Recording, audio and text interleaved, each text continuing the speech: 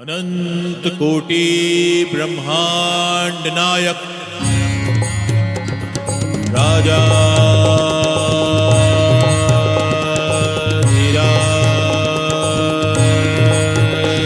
योगीराज परब्रह्म श्री सच्चिदानंद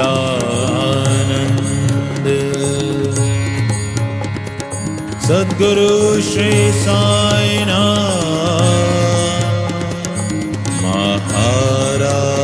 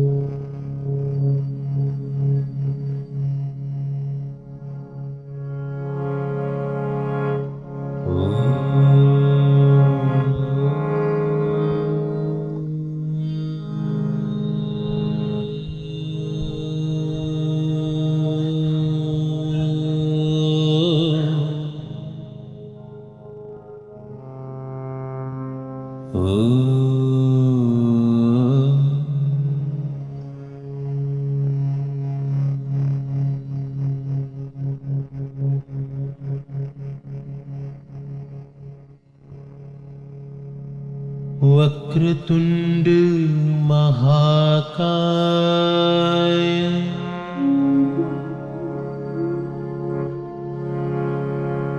सूर्यकोटि समप्रभ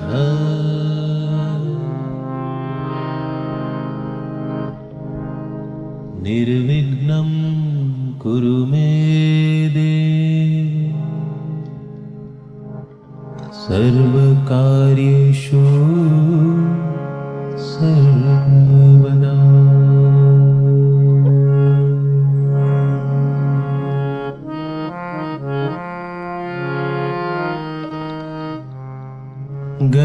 गजाननं भूतगणाधिसेवितम्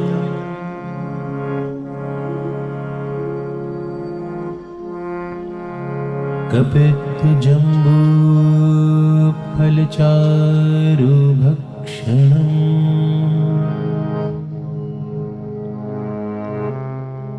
उमासुतं शोकविनाशकारम्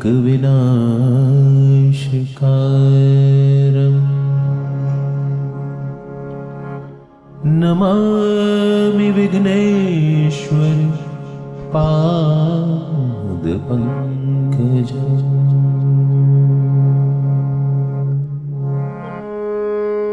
सर्वप्रथम हम इस कथा के प्रारंभ में विघ्न विनाशक गणपति के आशीष चाहते हैं। साथ में ये भाव रखते हैं कि हे साईं, तुम ही हमारे विघ्न विनाशक गणपति हो। गणपति के अंदर हम तुम्हारे और तुम्हारे अंदर गणपति के दर्शन करते हैं। हे साईनाथ, कृपया इस उपक्रम को अपने आशीष से नवाज दो। या देवी सर्वभूतेषु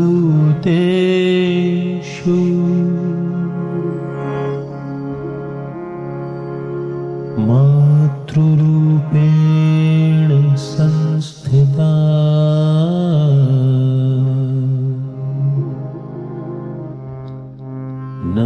नमस्तस्यै नमस्तस्यै नमस्तस्यै नमो नमः।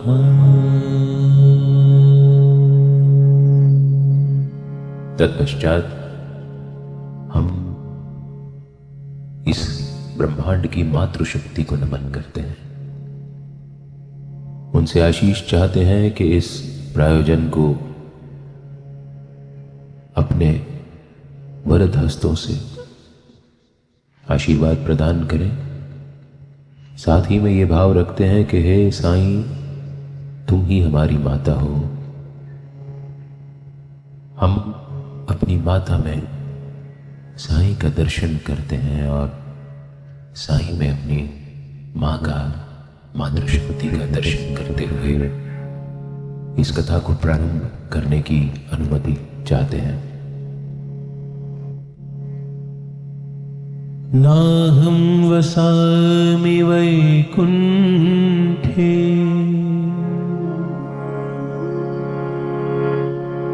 योगिनां हृदये न च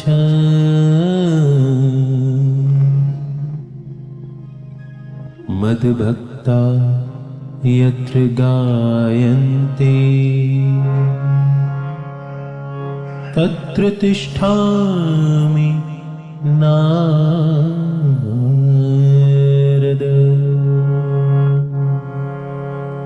जैसे भगवान विष्णु कहते हैं कि मैं वैकुंठ में नहीं बसता, मैं तो उन सभी भक्तों के हृदय में निवास करता हूं जो ध्यान पूर्वक मुझे याद करते हैं। हे साईनाथ, तुमसे भी यही प्रार्थना है कि इस कथा के माध्यम से तुम सुनने वाले सभी अपने भक्तों के हृदय में अपना आसन जमा करके बैठ जाओ, जैसे तुम मस्जिद माई में बैठा करते थे। सर्वे भवन्तु सुखिनः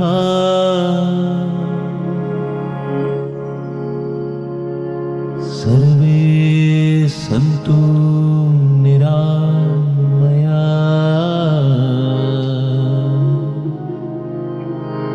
सर्वे भद्राणि पश्यन्तु मा कश्चित् दुःख भाग् भवेत्। हे साईनाथ, इस कथा का श्रवण करने वाला प्रत्येक भक्त सुखी हो, निरोगी हो और तुम्हारी भक्ति के पथ पर निरंतर आगे बढ़ता जाए, यही कामना है। गुरुर्ब्रह्मा गुरुर्विष्णुः गुरुर्देवो महेश्वरः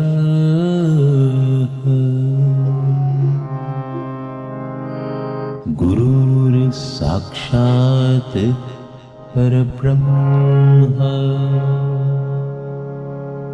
तस्मै श्री गुरुवे नमः।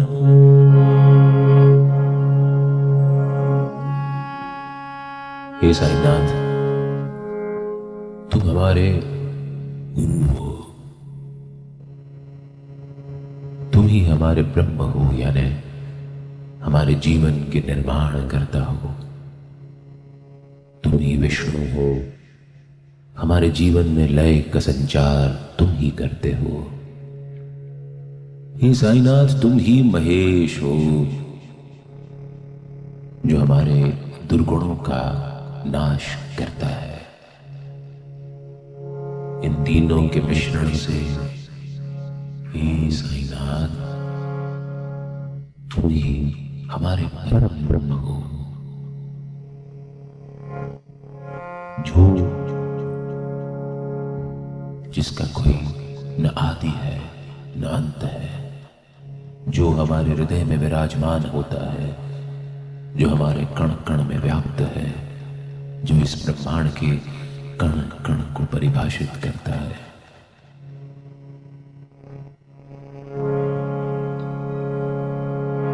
त्वमेव माताश्च पिता त्वमेव, त्वमेव बन्धुश्च सखा त्वमेव,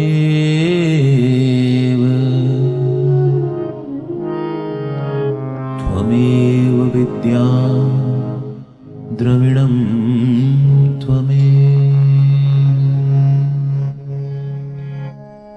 त्वमेव सर्वं मम देव देव।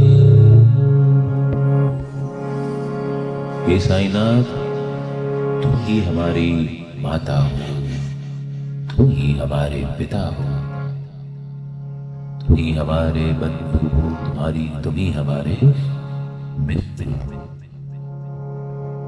तुम ही उस विद्या में समाये हो जो हमारे हृदय में आकर के विराजमान हो जाती है, और तुम ही रिद्धि सिद्धि में हो जो हमारे जीवन को आलोकित करती है।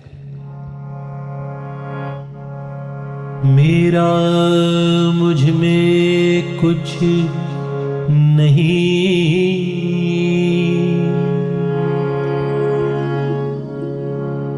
जो कुछ है वो तेरा,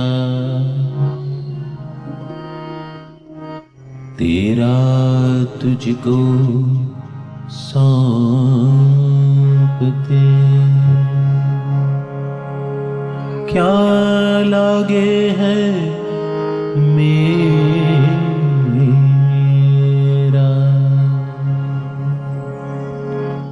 हे साईनाथ, मेरे मन में उठने वाले विचारों के अधिष्ठाता देव तुम हो। मेरी वाणी में बसने वाली सरस्वती तुम ही हो। मेरे विचारों को, मेरे शब्दों का साथ देने वाले विवेक भी तुम ही हो। मैं कुछ भी नहीं हूं। ये सब कुछ जो तुमसे पाया है, ये सब उन्हीं को मैं अर्पित कर रहा हूं। कि मेरे साईं तुमसे बीनती,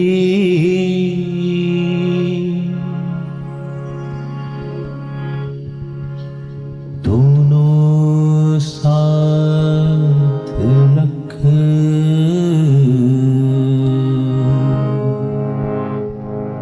प्राण रखे तो लाज रख, लाज बिन प्राण ना रख। हे साईनाथ, एक छोटी सी विनती है, बस इसे स्वीकार कर लो कि जब तक इस तन में, तुम्हारे दिए हुए इस तन में प्राण है, तक इसकी लाज रहे।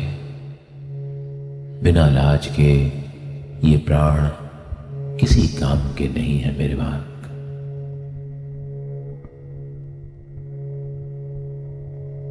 सांस सांस में नाम ले,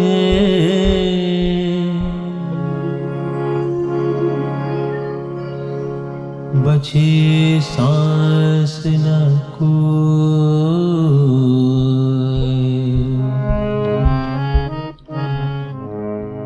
क्या जाने फिर सांस का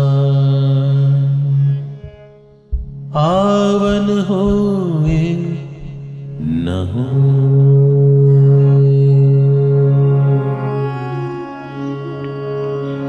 साईनाथ, इतनी शक्ति दो कि हर श्वास में तुम्हारा नाम हो। क्या पता अगली श्वास आए कि ना आए। काल करे सो आज कर,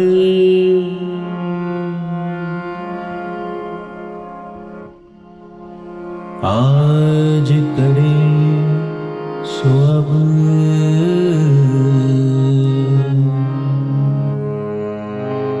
पल में परलय होएगी। बहुरी करे तब,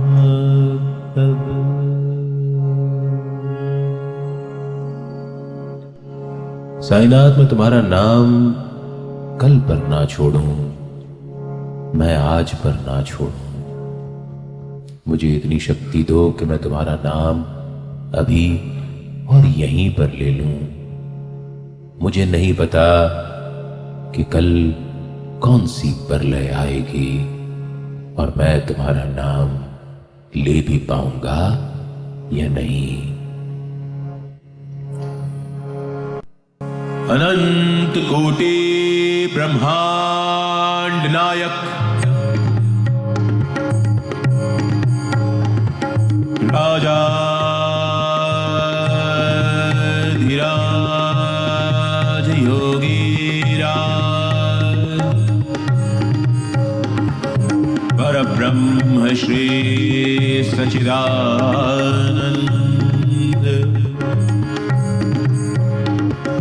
सद्गुरु श्री साईनाथ महाराज।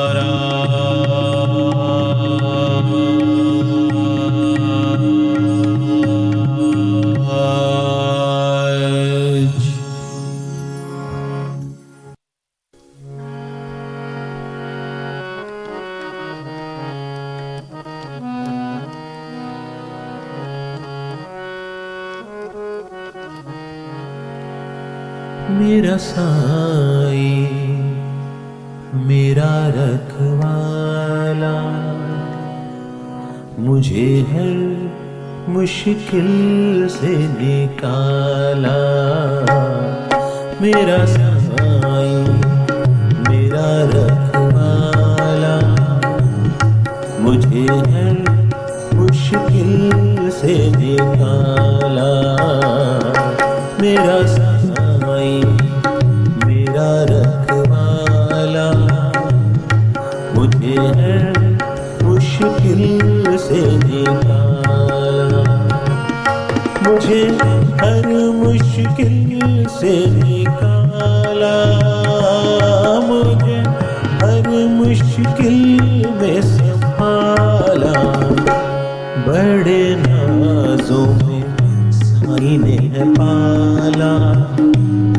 मेरा साई मेरा रखवाला, मेरा साई मेरा रखवाला, मुझे हर मुश्किल से निकाला।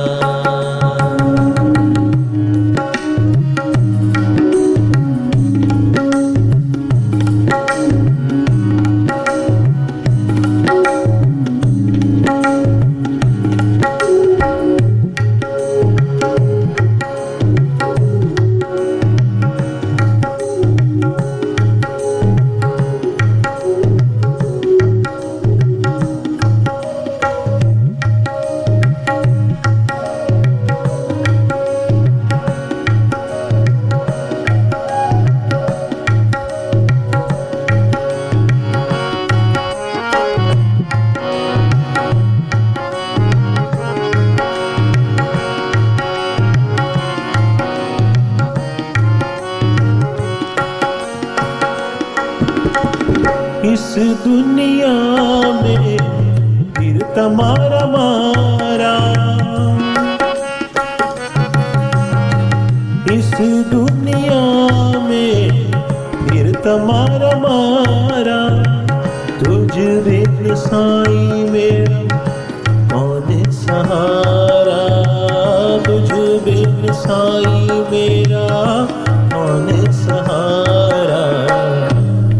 मेरा साई, ओ मेरा साई, मेरा रखवाला, मुझे हर मुश्किल से निकाला।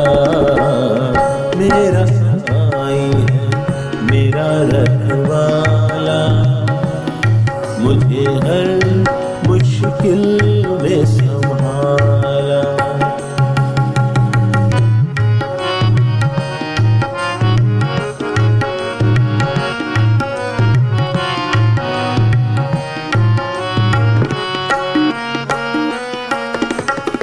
मतलबी है लोग यहाँ पर, मतलबी जमाना, मतलबी है लोग यहाँ पर, मतलबी जमाना। खाई जो ठोकर मैंने साईं को जाना, खाई जो ठोकर मैंने साईं को जाना। मेरा साई, ओ मेरा साई, मेरा रखवाला, मुझे हर मुश्किल से निकाला। मेरा साई मेरा रखवाला, मुझे हर मुश्किल में संभाला।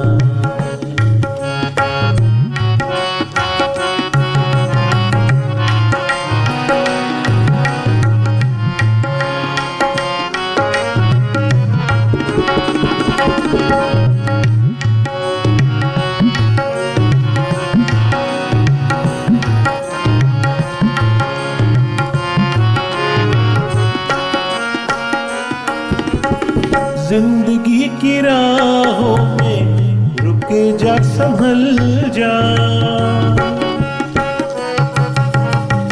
जिंदगी की राहों में रुक जा, संभल जा। कहता है साईं मुझसे थम जा, ठहर जा। कहता है साईं मुझसे थम जा, ठहर जा। मेरा साई, ओ मेरा साई है मेरा रखवाला, मुझे हर मुश्किल में निकाला।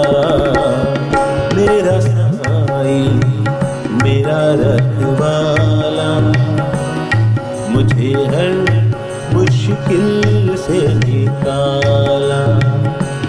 मुझे हर मुश्किल से निकाला, मुझे हर मुश्किल से निकाला।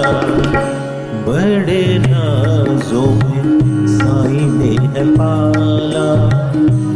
मेरा साईं मेरा रखवाला, मेरा साईं मेरा रखवाला, मुझे हर मुश्किल से निकाला।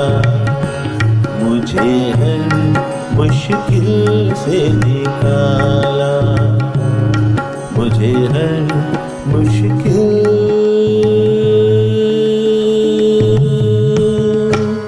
से निकाला।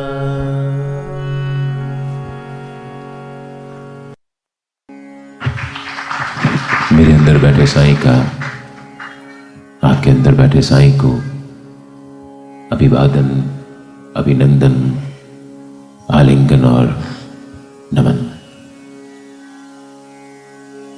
15 सितंबर 2024 सत्य साईं ऑडिटोरियम का ये पवित्र प्रांगण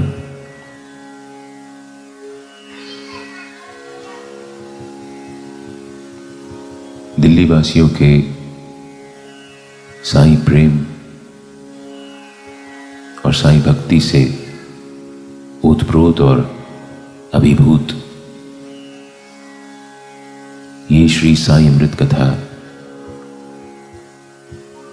श्रीमती रमा लूथरा और श्री औशम क्षेत्रपाल के भागीरथी प्रयासों से आप सबके बीच अवतरित हुई है।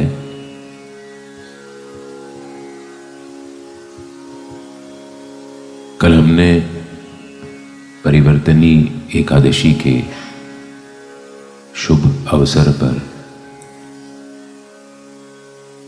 बाबा की कृपा, अनुमति और अनुकंपा से ये कथा प्रारंभ करने का दुस्साहस किया था।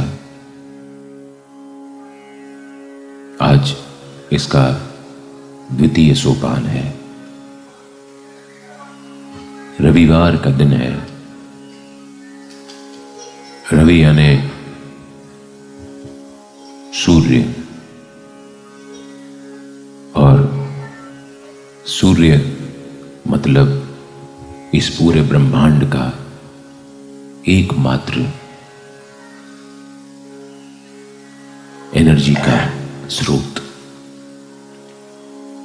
कल्पना कीजिए कि यदि सूर्य इस ब्रह्मांड में ना हो तो क्या होगा। ये ब्रह्मांड चुटकियों में खत्म हो जाएगा,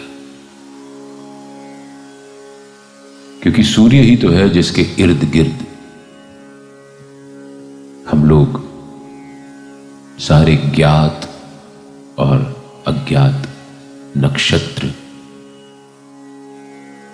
घूमते हैं। अपनी अपनी धुरी पर घूमते हैं, लेकिन चक्कर सूर्य का लगाते हैं। और जब ब्रह्मांड की रचना, उसमें परिक्रमा का समावेश है, तो हम अपने जीवन में भी परिक्रमा को भरपूर महत्व दें। परिक्रमा का अर्थ ही होता है कि हम एनर्जी के इर्द गिर्द चक्कर लगाएं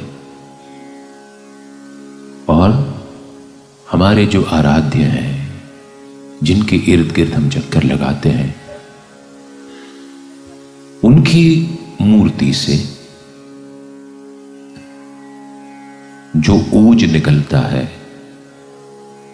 वो हमारे नंगे पैरों के माध्यम से हमारे शरीर और मन मस्तिष्क में आकर के समाहित हो जाए। इसीलिए परिक्रमा को हमारे दर्शन में बहुत बहुत महत्वपूर्ण स्थान दिया गया है।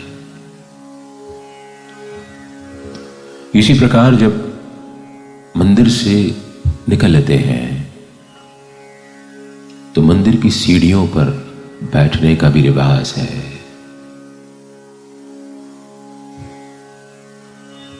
उसका कारण यह है कि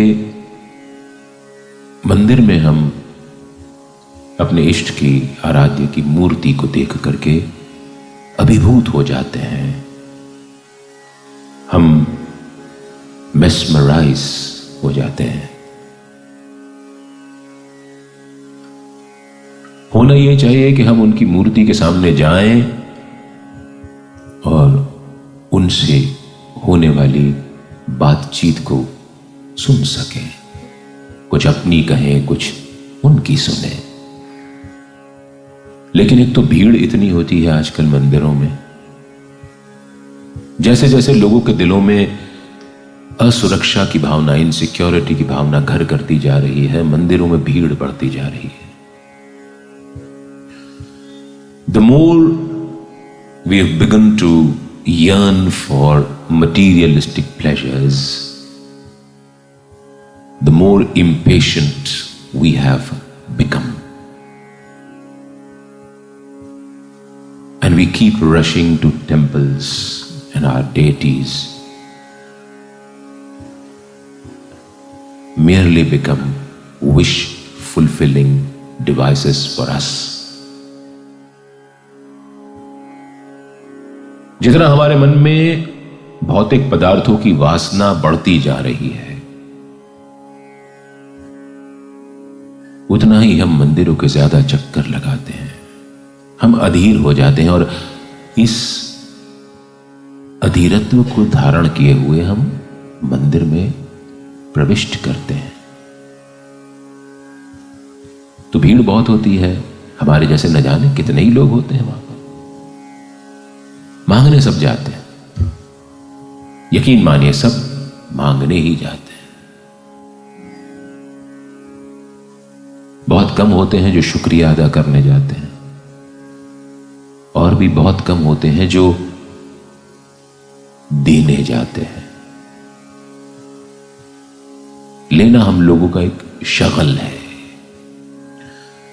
We enthrall in being receivers. We are bad givers.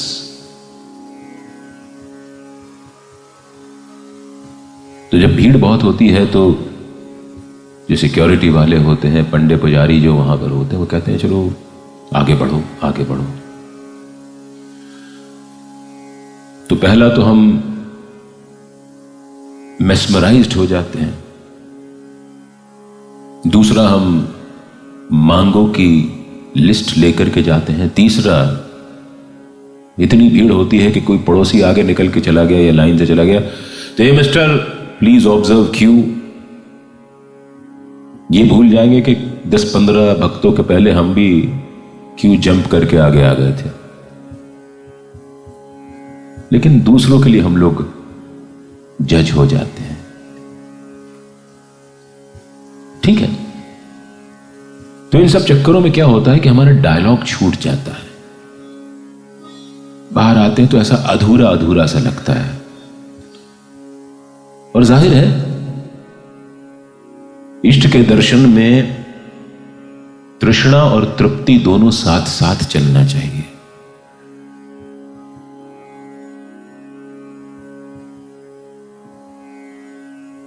आपकी thirst it shouldn't be fully quenched, रहनी चाहिए।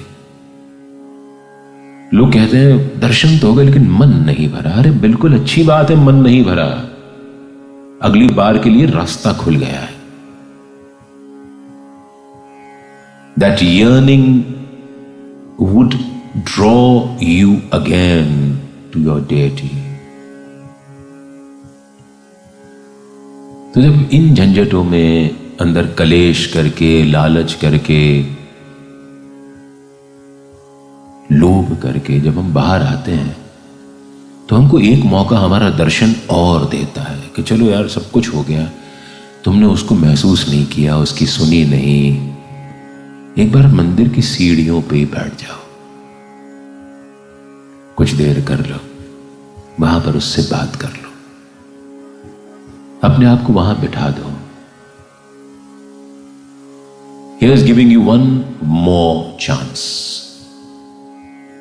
Sit there calmly, look within, introspect. There's so much to look within. अंदर अंदर बहुत कुछ है देखने को। इतना सुंदर नजारा है अंतर का कि हम लोग उस नजारे को मिस कर जाते हैं। तो वो एक मौका मिलता है। हम में से कुछ लोग उस मौके को भी, जो मंदिर के अंदर दर्शन के दौरान, क्यू के दौरान, चूंकि हम वहां पर इतने बेशर्म नहीं है कि फोन उठा के बात कर सके, बाहर जाते से ही सीढ़ियों पर बैठ करके तमाम मिस्ड कॉल्स को रिस्पॉन्ड करना शुरू कर देते।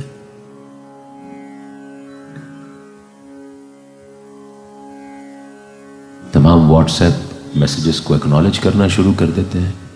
रस्म अदायगी हो जाती है, बैठ गए, चलो ठीक है, वो भी हो गए। फिर क्या? फिर वहीं के वहीं ढाक के 3 बात।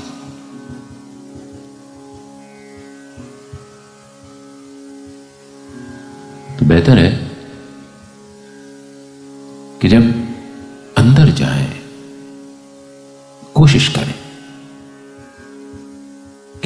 देखें, उस मूरत की आंखों में आंखें डालें, उससे बात करें। बड़ी सुंदर मूरत होती है और उसकी उतनी ही सुंदर आंखें होती हैं, और उसको जब देखते हैं तो हमें सम्मोहित कर लेती है, हिप्नोटाइज कर लेती है। तेरी मूरत सामने देखी साईं, दिल की बगिया खिल गई। तेरी मूरत सामने देखी साईं, दिल की बगिया खिल गई। राह पे तेरी चलते चलते, राह पे तेरे चलते चलते सारी खुशियाँ मिल गई। दिल की बगिया खिल गई, दिल की बगिया खिल गई, दिल की बगिया खिल गई। मुझे सारी खुशियाँ मिल गई। तेरी मूरत सामने देखी साईं, दिल की बगिया खिल गई। तेरी मूरत सामने देखी साईं, दिल की बगिया खिल गई। राह पे तेरी चलते चलते, राह पे तेरी चलते चलते सारी खुशियाँ मिल गई। दिल की बगिया खिल गई, मेरे दिल की बगिया खिल गई, दिल की बगिया खिल गई। मुझे सारी खुशियाँ मिल गई।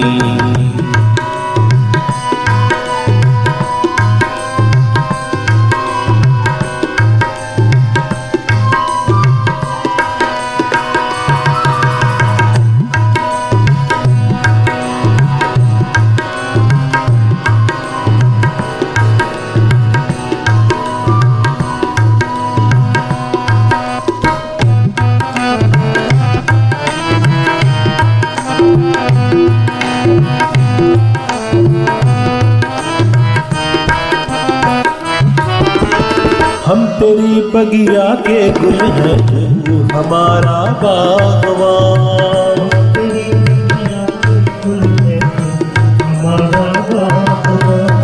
हम तेरी बगिया के गुल हैं, तू हमारा बागवान। तेरी बगिया के गुल हैं, हम हैं खिलते फलते बढ़ते साईं, सबका निगहबान। खिलते फलते बढ़ते साईं, सबका निगहबान। इस दुनिया की सारी कलियां, इस दुनिया की सारी कलियां साईं के दर पे खिल गई। दिल की बगिया खिल गई, मेरे दिल की बगिया खिल गई, दिल की बगिया खिल गई। मुझे सारी खुशियाँ मिल गई। तेरी मूरत सामने देखी साईं, दिल की बगिया खिल गई। तेरी मूरत सामने देखी साईं।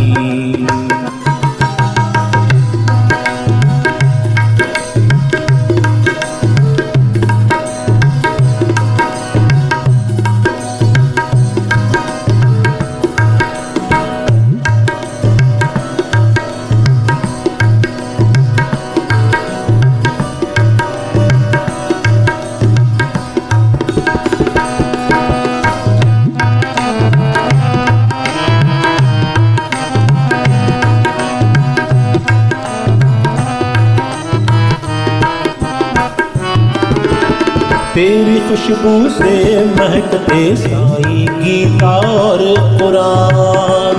खुशबू से तेरी खुशबू से महकते साईं गीता और कुरान। खुशबू से जो भी गाते मीठे लगते हो आरती हो या अज़ान।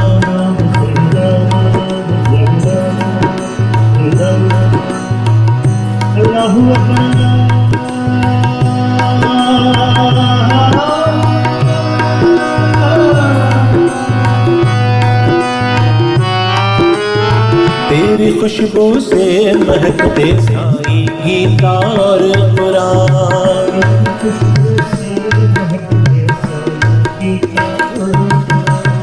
जो भी गाते मीठे लगते हो आरती हो या अजान।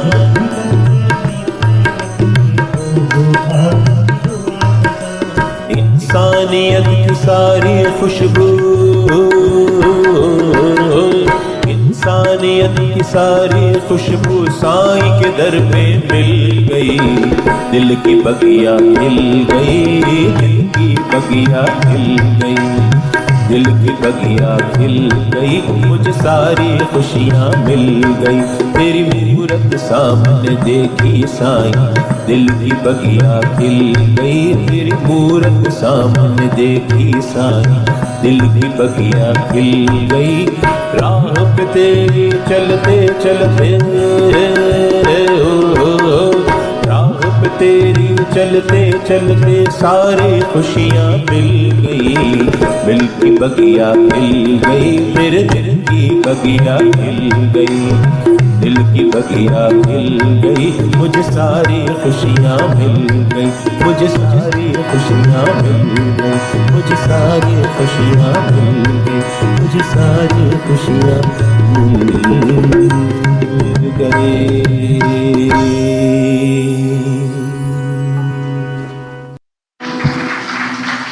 साईनाथ महाराज की जय। तो मूर्ति को देखिए, सगुण उपासना में यही तो फायदा है।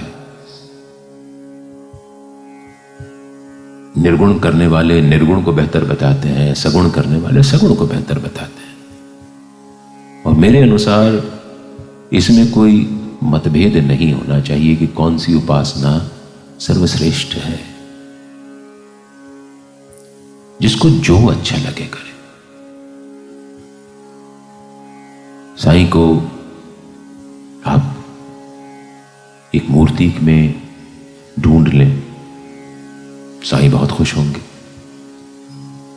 साईं को आप एक चित्र में, एक विग्रह में देख लें तो भी खुश होंगे। और इस श्री साईं सच्चरित्र में लिखा भी है बाबा ने कि मेरे चित्र के श्रद्धा पूर्वक दर्शन करना, मेरे चित्र के श्रद्धा पूर्वक दर्शन करना मेरे साक्षात दर्शन करने के बराबर है। वहीं दूसरी ओर निर्गुण उपासना करने वालों को उन्होंने कहा कि तुम क्या समझते हो कि मैं शिरडी में बैठा हुआ 3.5 हाथ का एक हाड़ मांस का पुतला बराबर हूं। तुमने क्या समझा कि मैं शिरडी में बैठा हुआ हाड़ मांस का 3.5 हाथ का एक पुतला मात्र हूं। तुम जहां भी जाओ, जो भी करो, ध्यान रहे मुझे सब ज्ञात है। तो वो जहां पर है वहां पर तो है ही, वो जहां पर नहीं है वहां पर भी है। क्या होता है कि मंदिर में भगवान के सामने जो दान पेटी रखी रहती है, अपनी जेब से हम दान के कुछ नोट निकाल करके भगवान के सामने उस पेटी में डाल तो देते हैं, लेकिन मतलब उसको हमने अपने पुण्य का साक्षी बना लिया कि देख, तू कहता है ना दान करना अच्छी बात है, मैं तेरे सामने डाल रहा हूं। लेकिन जब पाप करते हैं तो भूल जाते हैं कि तब भी वो देख रहा है। हमारे पापों का भी वो साक्षी है। He is a witness to our every deed.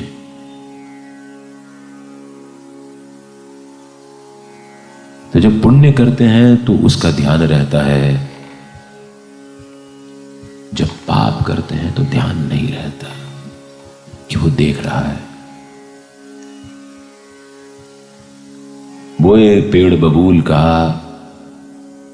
तो आम कहां से हुए। जब इन्हीं पापों के चलते आगे हमारे कर्म हमारे आड़े आ जाते हैं तो हम कहते हैं अरे हमने तो इतना सब दान पुण्य किया है, उसके बाद भी हमारे कर्म हमारे आड़े क्यों आ रहा है, ये दुख हमारे जीवन में क्यों आ रहा है।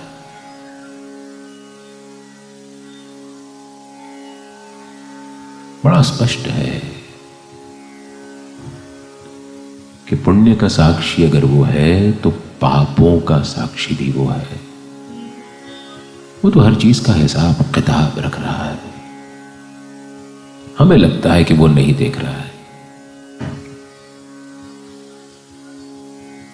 जब हम 1 किलो बोल करके 900 ग्राम तोल देते हैं,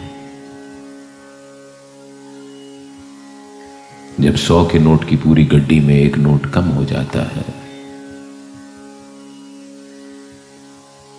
जब सब्जी वाले से बात करते हैं, जब उससे पूरी सब्जियां खरीद लेते हैं, उसके बाद धनिये की एक गड्डी अलग से ले लेते हैं,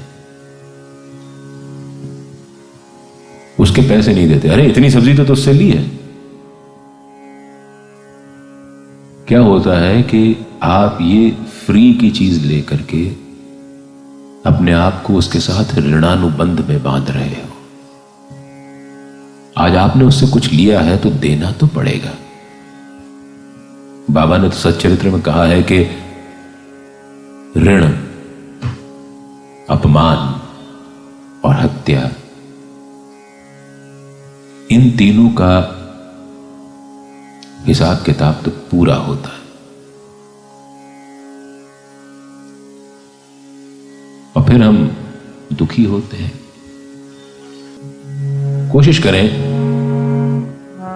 कि हम साईं बाबा का नाम जपने के स्थान पर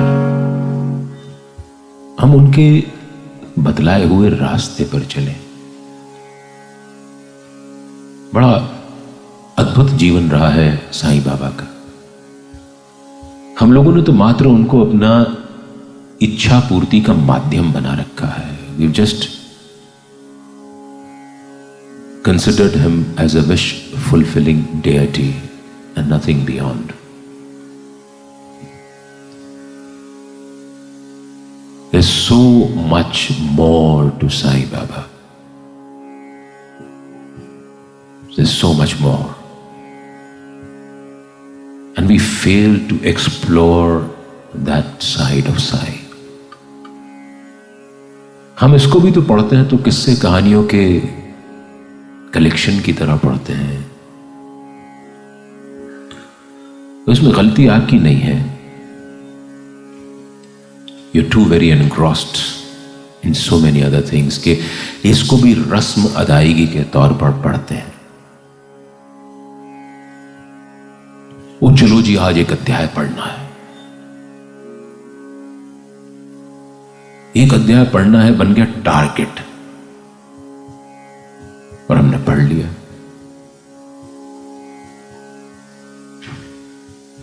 पढ़ा तो सही लेकिन अंदर कितना बैठा ये नहीं पता।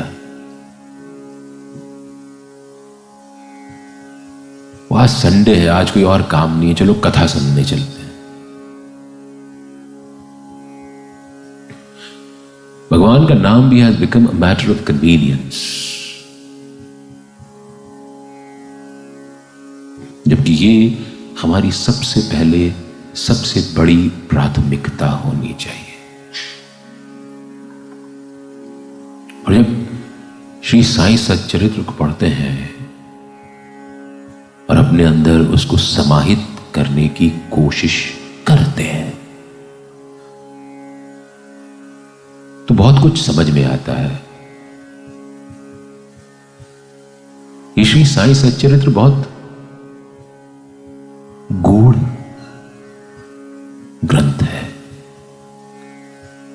हमारे साईं की हमसे पहचान करवाता है। अगर क्लिष्ट हिंदी में कहूं तो ये साईं का वांगमय स्वरूप है। ये वांगमय स्वरूप जो है, जब ये हमारे मन के भीतर बैठता है तो वो जो साईं अंदर बैठा है वो हमें अंदर से साफ करना शुरू करता है। The cleansing process begins.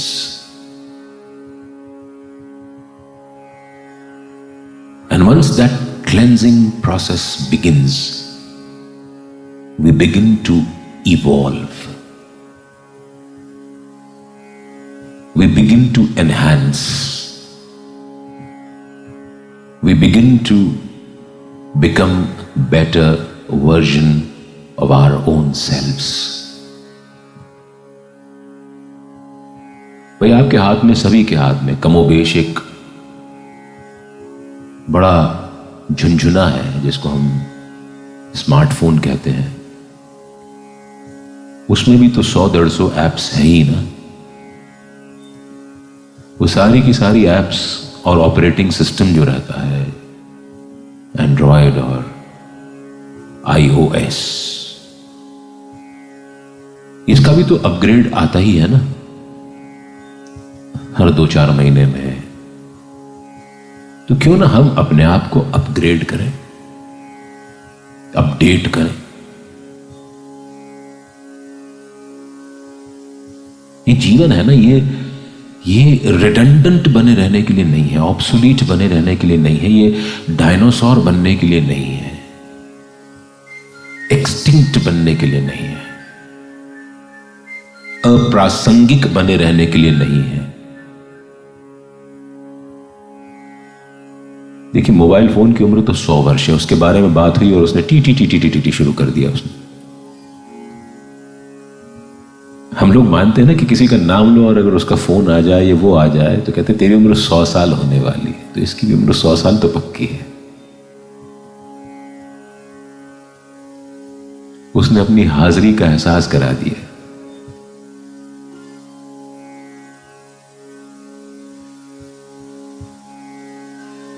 तो हम क्यों ना अपने आप को अपग्रेड करें। श्री साईं सच्चरित्र कितना पढ़ना चाहिए, कब कब पढ़ना चाहिए, क्यों का तो जवाब हो गया। अपग्रेडेशन का एक जरिया है, बेहतर बनने का एक जरिया है। कब पढ़ना चाहिए? कभी भी पढ़ सकते हैं।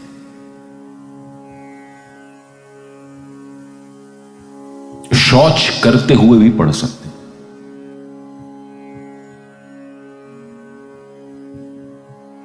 ईश्वर की बनाई हुई आपकी काया है।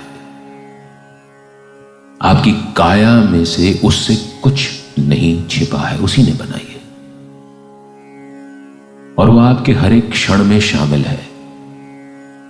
तो आप कभी भी पढ़ सकते हैं, कहीं भी पढ़ सकते हैं। ये पूरी की पूरी सृष्टि उसी की बनाई हुई। सृष्टि में कोई भी ऐसी वस्तु नहीं है जो उसने नहीं बनाई। अब बात आती है कितना पढ़ना चाहिए। पहली बात तो इसको बोझ बना के मत पढ़िए। अरे 52वें अध्याय में लिखा है कि अगर 7 दिन में पढ़ लिया तो ये हो जाएगा, 3 दिन में पढ़ लिया तो ये हो जाएगा और 1 महीने में पढ़ लिया तो ये हो जाएगा। ये क्या, ये गड़बड़ हो गई है आखिर में। दाभोलकर जी जिन्होंने इस पूरे ग्रंथ को, बाबा ने जिनको जरिया बना करके लिखा, वो इस ग्रंथ का उपसंहार करने से पहले, यानी इसका कंक्लूजन करने से पहले, वो बाबा के चरणों में विलीन हो गए। तो इसका जो आखिरी अध्याय है वो श्री B.V.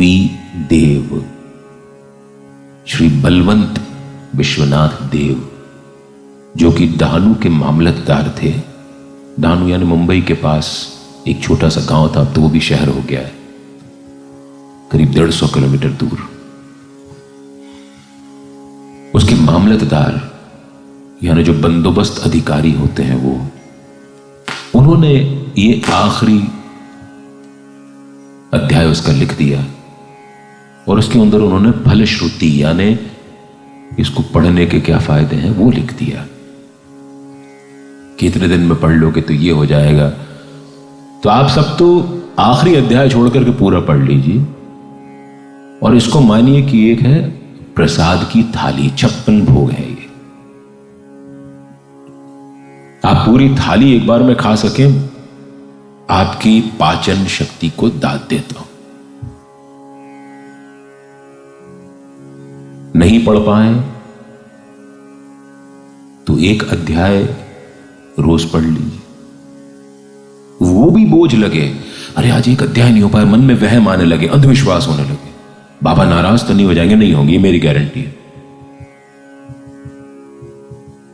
अगर आपने इसको पढ़ने का प्रण किया और आप उसको उस दिन उतना नहीं पढ़ पाए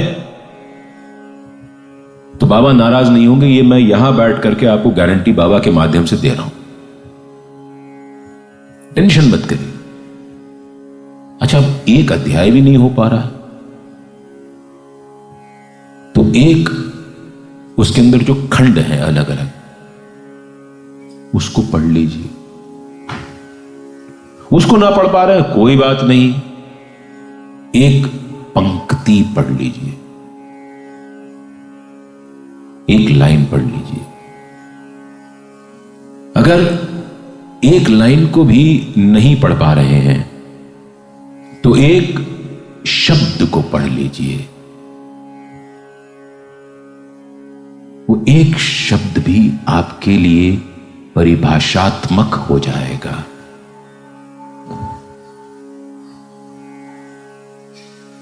वो एक शब्द भी आपके लिए उस दिन को परिभाषित कर देगा। पूरी थाली है ना, उसमें से एक निवाला, 1 मॉर्सल, एक ग्रास, एक गस्सा भी मिल गया तो बहुत है। लेकिन जितना पढ़ें उतना मनोयोग से पढ़ें, ध्यान से पढ़ें और उसको अपने अंदर समाहित करने की कोशिश करें। यदि आप इतना कर पाते हैं तो ये समझिए कि आप बहुत भाग्यशाली हैं कि साईं ने अपनी थाली में से आपको प्रसाद दिया।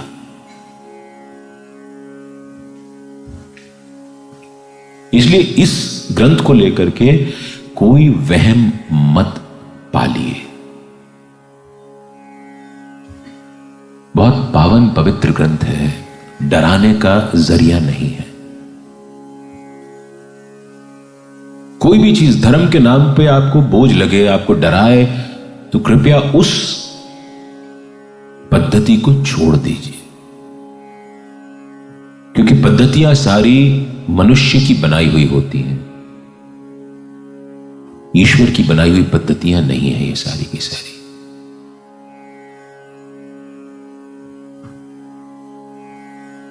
बहुत मनोयोग से इसको पढ़िए, अपने मन के भीतर इसको उतारिए और इसको पढ़ते पढ़ते इसमें मग्न हो जाइए। ये इस ग्रंथ का माहात्म्य है।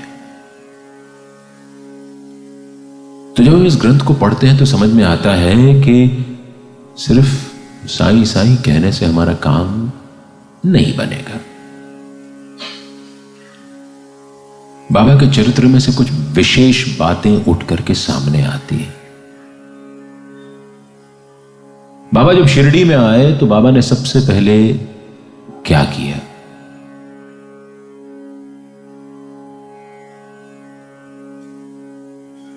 उन्होंने एक फुलवारी बनाई, जुई जाही ये पौधे ला करके लगाए, अपने हाथ से इसको सींचते।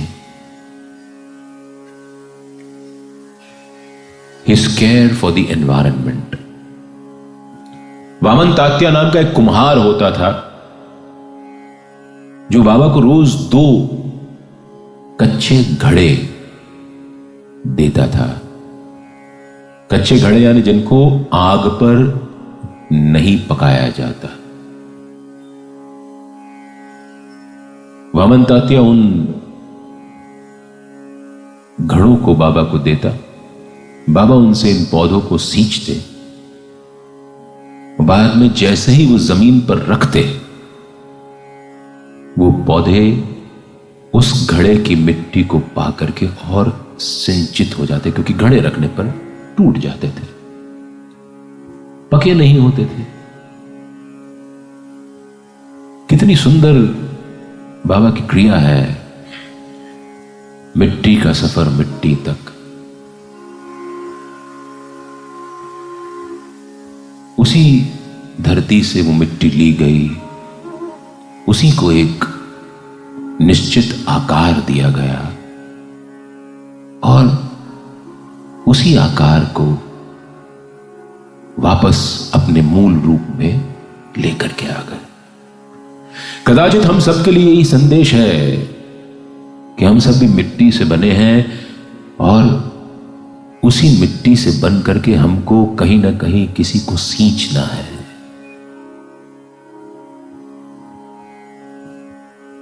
सींच करके एक बेहतरीन वातावरण बना करके अपना काम करके उस मिट्टी की तरह वापस मिट्टी में मिल जाना है, उससे एकाकार हो जाना है।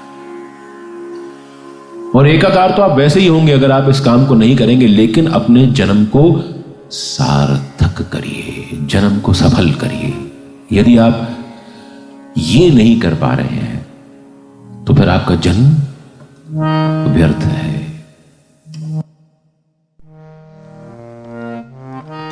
जन्म सफल होगा रे बंदे, मन में साई बसा ले,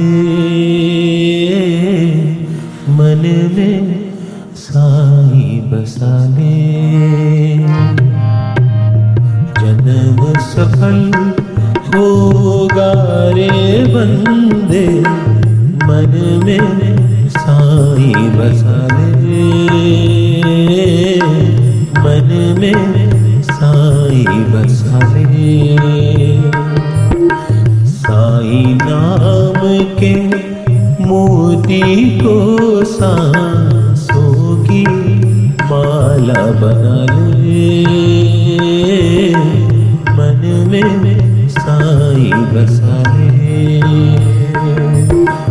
जन्म सफल होगा रे बंदे, मन में राम बसा ले, मन में राम बसा ले। बोलो राम जय जय राम, बोलो राम। साई राम साई राम साई राम, बोलो राम जय जय राम, बोलो राम। साई राम साई राम साई राम। राम पतित पावन करुणा कर और सदा सुख दाता। जय जय राम, बोलो राम। हो राम पतित पावन करुणा कर और सदा सुख दाता। सरस सुहावन अति मन भावन, मन में राम बसा ले, मन में साई बसा ले। जन्म सफल होगा रे बंदे, मन में राम बसा ले, मन में राम बसा ले।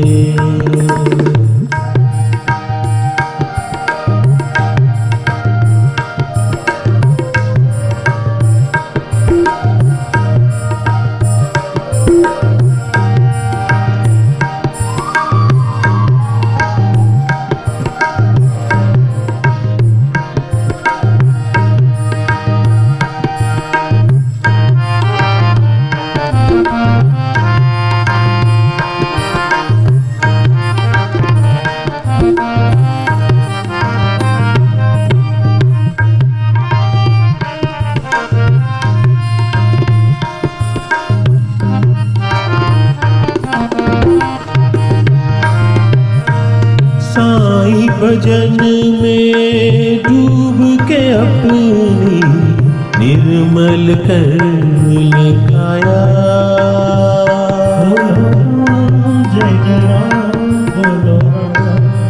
हे साई भजन में डूब के अपनी निर्मल कर काया। साई नाम की ज्योत जगा कर जन्म सफल तू बना ले। मन में राम बसा ले। जन्म सफल होगा रे बंदे, मन में साई बसा ले। मन में राम बसा ले।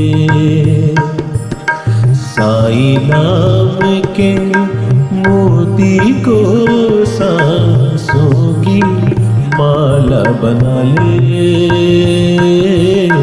मन में साई बसा ले। बोलो राम जय जय राम, बोलो राम। साई राम साई राम साई राम। बोलो राम जय जय राम, बोलो राम। साई राम साई राम साई राम। बोलो राम जय जय राम, बोलो राम। साई राम साई राम साई राम। बोलो राम जय जय राम, बोलो राम राम राम राम। साई राम साई राम साई राम। साई राम साई राम साई राम। साई राम साई राम साई राम। साई राम साई राम साई राम। साई राम साई राम साई राम। बोलो राम बोलो राम। साई राम साई राम साई राम।